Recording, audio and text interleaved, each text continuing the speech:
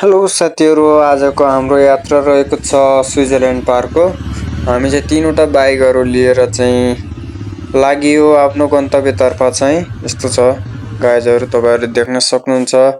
त्यहाँ चाहिँ बिच बाटोमा हेर्न सक्नुहुन्छ हजुरहरूले। चाहिँ त्यहाँ प्लेन पनि छ। यहाँ हामी चाहिँ त्यहाँबाट लाग्यो सिधै माथि। चाहिँ त्यहाँ भ्यू टावर छ, यो कालुपाण्डे भ्यू टावरमा चाहिँ लाग्यो साथीहरू।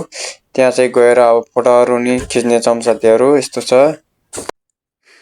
तर चाहिँ त्यहाँ भ्यू टावरमा भने खासै फोटोहरू खिच्ने माहौल चाहिँ थिएन त्यहाँ चाहिँ, किनभने एकदम के भन्छ नि, यो कुहिरो लागिरहेको थियो। त्यहाँ चाहिँ अँध्यारो थियो, जताततै हेर्ने कतै दृश्यहरू खासै देखिएको थिएन।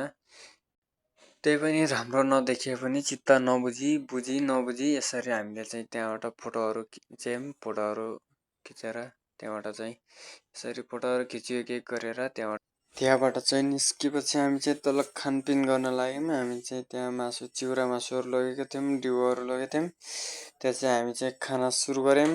जापानिज बोलो हो अरे कोही इंग्लिश बोलो हैन अनि बाहिर जाने खानुभन्दा अगाडि काम लाग्यो के अरे त्यहाँ चाहिँ खानपिन भइसकेपछि हामी चाहिँ त्यहाँबाट फेरि रमाइलो गर्नतिर लाग्यौँ। यसरी पिङसिङ खेलियो, फोटो पनि खिच्यो यसरी।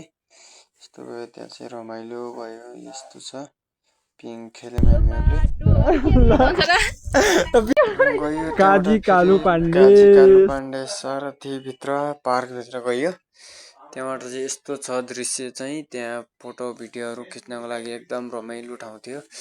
त्यहाँ चाहिँ यस्तो छ, उहाँको जीवनी सबै यो उहाँको चाहिँ यो क्युआर मार्फत सबै जानकारी लिन सकिन्छ।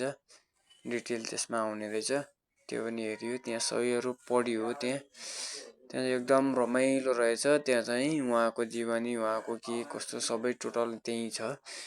यस्तो छ, उहाँको शालिग पनि रहेछ। यस्तो त्यहाँ कुन ठाउँ जाने नक्सा पनि राखिएको थियो।